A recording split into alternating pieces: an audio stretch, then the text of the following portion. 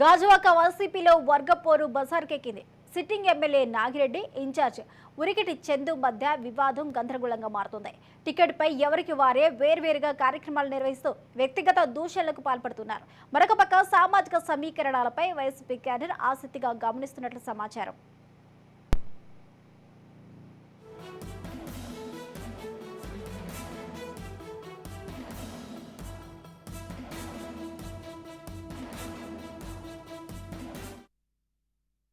జగన్మోహన్ రెడ్డి అధ్యక్షతన విజయవాడలో సమావేశం జరిగింది. మండల అధ్యక్షులు, జేసీఎస్ క్లస్టర్ ఇన్ఛార్జీలు, అలాగే నియోజకవర్గం జేసీఎస్ ఇన్ఛార్జ్ అందరితో కూడా సమావేశం జరిగింది.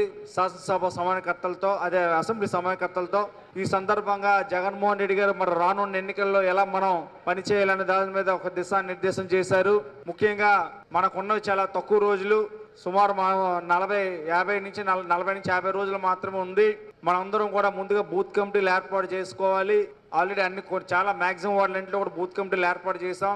తర్వాత మనం ఆ బూత్ కమిటీలో ఉన్న అధ్యక్షుడు, కోర్ కమిటీ మెంబర్స్ మరియు సచివాలయ కన్వీనర్లు, గృహసారథులు, వాలంటీర్లతో ఒక కార్యక్రమం 10వ తారీఖు లోపే చేయాలి.